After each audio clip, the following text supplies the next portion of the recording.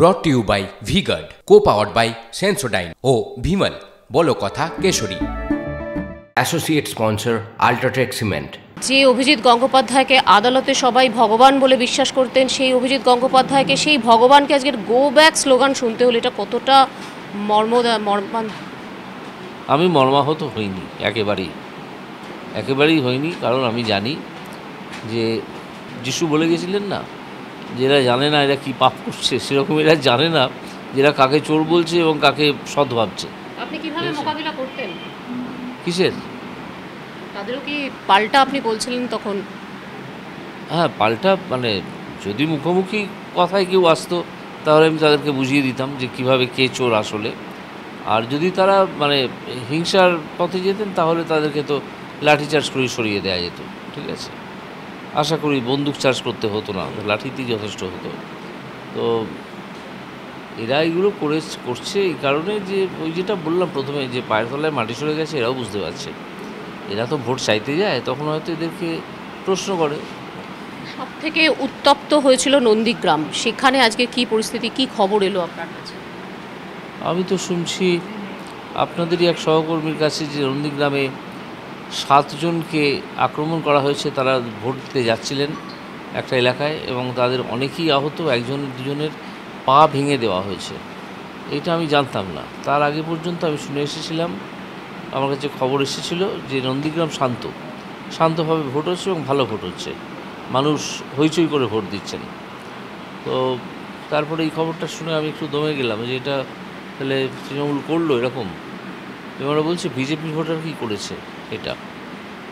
তো পুলিশে আমার বিশ্বাস নেই, পুলিশ কিছু করে না, কিন্তু সেন্ট্রাল বাহিনী, কেন্দ্রীয় সরকারের বাহিনী আছে, তারা তো গ্রেপ্তার করতে পারবে না, তারা ওই মবটাকে ডিসপার্স করতে পারবে। আর তারপরে এফআইআর হবে। অত্যন্ত জনপ্রিয় অভিনেতা দেব, তাকেও আজকের গো ব্যাক স্লোগান শুনতে হলো। আমার মনে হচ্ছে আমাকে যে গো ব্যাক স্লোগান দু জায়গায় শুনতে হয়েছে, একবার সকাল 6:50 আর একবার এই একটু আগে, কিছুক্ষণ আগে, আপনারা দুবারই আপনারা সঙ্গে ছিলেন। সেটা আমার মনে হচ্ছে এখন যে এইটা বোধহয় ওদেরকে শেখানো হয়েছে যে গো ব্যাক স্লোগানটা তৃণমূলের নেতৃত্ব গো ব্যাক স্লোগানটা এবং এই কালো পতাকা এসবগুলো ওদেরকে শিখিয়েছে। এই অভিজিৎ গাঙ্গুলি এলে এগুলো দেখাবে। কারণ আমি যে মুখগুলো দেখছিলাম যারা চেঁচাচ্ছে, তাদেরকে আমি যদি বলি যে গোর পাস্ট টেন্স কি, গো ব্যাক তো বলছো, তাহলে তারা বলতে পারবে না। ঠিক আছে, বা গো ব্যাকটা লেখো গো ব্যাক, সেটাও অনেকে লিখতে পারবে না। তো তারাও গো ব্যাক বলে চেঁচাচ্ছে। তো এটা সম্পূর্ণ তাদেরকে ট্রেন করা মনে হচ্ছে, ট্রেন করে তাদেরকে দিয়ে এগুলো চিৎকার-চেঁচামেচিগুলো বলা হয়েছে। কারণ সেই এক ভয় মানুষের মন থেকে তৃণমূল সরে যাচ্ছে। প্রায় বেলা 1টা বেজে গেছে, এরপরে কোথায় যাবেন? এরপরে যাব এখান থেকে, এটা তো আমরা এখন মহিষাদলে আছি, মহিষাদলের কয়েকটা বুথে যাব। সেখানে কিছু অপ্রীতিকর ঘটনা ঘটেছে, সেই জায়গাগুলো দেখব। দেখে যদি সেই অপ্রীতিকর অবস্থা এখনও বিরাজ করে তাহলে তার মোকাবিলা করতে হবে, যাব। তারপর যাব ময়না বিধানসভা এলাকায়। সেটা তো একটা নোটোরিয়াস জায়গা, তো সেখানে যে কোনো সময় খুন খারাপি হতে পারে, যে কোনো সময় মারামারি হতে পারে, ওগুলো কোনো ব্যাপারই নয়।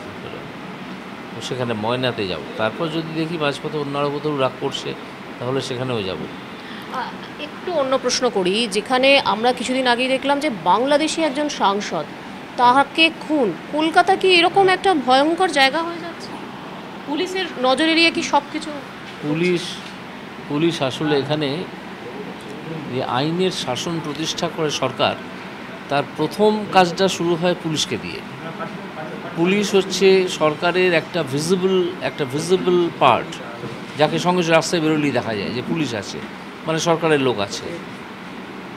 সেই পুলিশ যদি একটা সিচুয়েশন তৈরি করে যেখানে এখানে একটা ক্রাইম করে বেরিয়ে চলে যাওয়া যায়, পুলিশের পাহারা কম, পুলিশের নজর কম, পুলিশের নজর বরং কি কালো টাকা কোথায় জেনারেট করছে সেখান থেকে বয়ে এনে ভবানীপুরে নিয়ে যাওয়া,